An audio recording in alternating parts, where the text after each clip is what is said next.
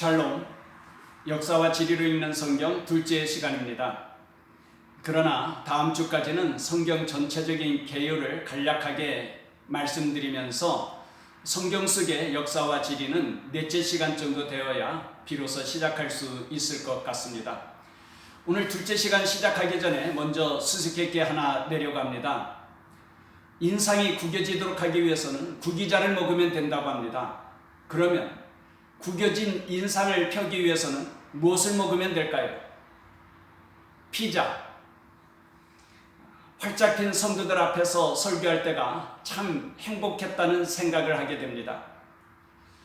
카메라 앞에서 녹화하려고 하니까 표정도 굳어지게 되고 얼굴도 구겨지게 됩니다. 그래도 이렇게 영상으로나마 만날 수 있다는 것이 다행스럽고 감사합니다. 하나님 아버지께서 여러분 모두에게 넘치는 은혜와 복 주시기를 바랍니다. 첫 시간에 성경을 쉽고 재미있고 정확하게 이해하기 위해서는 성경 속에 나오는 내용이나 사건들의 역사적 배경과 지리적 배경을 이해하면서 읽어야 한다는 것을 말씀드렸습니다. 성경은 66권으로 구성되어 있지만 그 한 권 한 권이 다 따로따로가 아닙니다. 성경의 각 권들이 다 일맥상통하게 이어지고 있습니다. 그러므로 창세기로부터 요한계시록까지 성경의 각 권들이 언제 또 어디를 배경으로 하여서 쓰여진 말씀인지를 알아야 잘 이해할 수 있고 그 말씀을 통하여서 깊은 은혜도 받을 수 있습니다. 아브라함이 주전 약 2000년 전의 사람이고 예수님과 그의 사도들이 주 약 100년까지 활동하였기 때문에 그 역사의 흐름만 잘 이해할 수 있다면 하나님이 우리를 어떻게 사랑하셨는지 그리고 우리를 향한 하나님의 뜻이 무엇인지 등을 쉽게 이해할 수 있습니다. 오늘은 성경의 의미와 주제에 대하여 간략하게 설명드리고자 합니다. 먼저 성경이라는 단어 속에서 성경의 의미를 생각하고자 합니다. 성경을 뜻하는 단어가 여러 가지 있는데 그 중에 첫째, 바이블이라는 단어가 있습니다. 그리스어로 파피루스를 비블루스라고 하는데 바이블은 그리스어로 책이라는 뜻의 비블리아에서 파생된 단어입니다. 세상에 성경 외에도 책이 얼마나 많이 있습니까? 그런데 왜 성경을 유독 바이블이라고 할까요? 성경은 책 중의 책으로 세상의 다른 책들과는 완전히 다르기 때문입니다.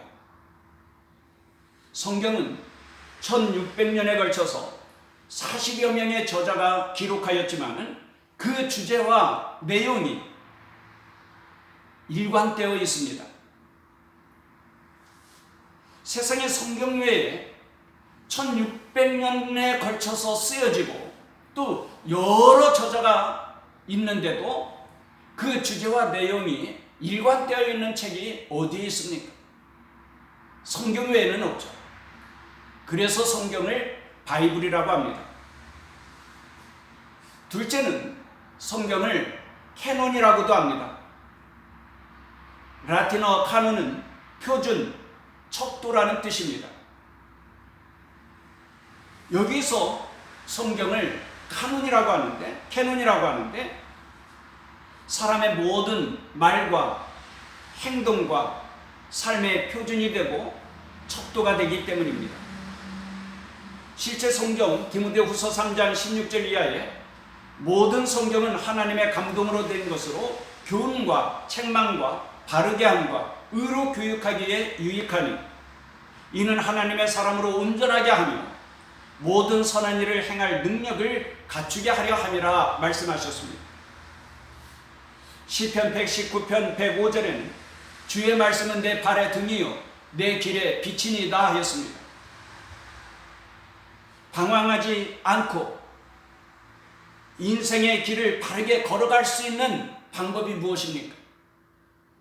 바로 성경 말씀을 통하여서 우리는 방황하지 않고 인생의 길을 바르게 걸어갈 수 있는 것이죠. 셋째로 성경을 테스타먼트라고도 합니다. 테스타먼트는 계약, 약속이라는 뜻입니다. 그래서 성경을 크게 올드 테스타먼트, 구약과 뉴 테스타먼트, 신약으로 구분합니다. 구약은 하나님께서 메시아를 보내주셔서 구원해 주시겠다고 하는 약속입니다. 신약은 그 약속하신 메시아가 예수 그리스도이며 예수 그리스도께서 구원을 완성하셨고 하나님 보좌로 승천하셨는데 때가 되면 심판주로 재림하신다는 것을 약속하셨습니다. 그러면 성경의 주제는 무엇입니까? 성경의 주제는 사람마다 다르게 볼 수 있지만 저는 하나님 나라라고 이해합니다. 성경은 하나님 나라에 대한 책입니다. 하나님 나라는 하나님께서 통치하시는 나라라는 의미입니다. 세상의 통치 원리가 힘과 권력으로 지배하고 억압하는 것이라고 한다면 하나님의 통치 원리는 사랑으로 섬기는 것입니다. 그래서 성경의 핵심 단어는 사랑입니다. 하나님이 사랑이시죠. 우리 성도의 사명은 이 땅 위에 하나님 나라를 확장하며 하나님 나라를 세워가는 것입니다. 그때 주님께서 칭찬과 상을 주실 것입니다. 요한계시록 22장 12절에 보라 내가 속히 오리니 내가 줄 상이 내게 있어 각 사람에게 그가 행한 대로 갚아주리라 말씀하셨습니다. 가정과 교회를 통하여 이 땅 위에 하나님 나라가 이루어지도록 하고 또한 하나님 나라를 확장해 가지만 그러나 이 땅에서의 하나님 나라는 완전하지 못합니다. 그러면 하나님의 사랑이 완전히 이루어지는 진정한 하나님 나라는 어디에 있습니까? 그곳이 바로 천국입니다. 물론 이 땅에서도 하나님의 통치가 이루어지면 천국이지만 이 땅 위에서의 천국과 하늘나라에서 천국은 구별됩니다. 하나님 나라는 하나님께서 통치하시는 나라로서 가장 아름답고 행복한 완전한 나라이면서 또한 영원한 나라입니다. 성경은 하나님 나라인 에덴 동산으로 시작합니다. 하지만 죄로 말미암아 에덴 동산에서 쫓겨나고 말죠. 그래서 신라본이라고 합니다. 그러나 하나님은 메시아를 보내주셔서 다시 하나님 나라를 완성하여 주실 것을 약속하시며 성경을 끝맺습니다. 그것이 바로 요한계시록입니다. 요한계시록은 하나님 나라에 대한 말씀이 중심을 이루는데 마지막 부분에서는 하나님 나라를 이렇게 묘사하고 있습니다.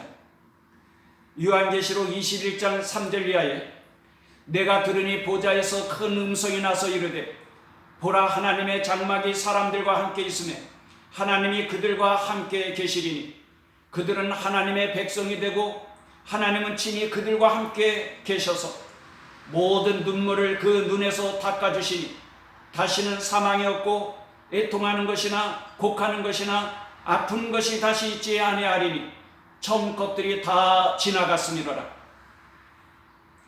요한계시록 21장 18절 이하에 그 성곽은 벽옥으로 쌓였고 그 성은 정금인데 맑은 유리 같더라.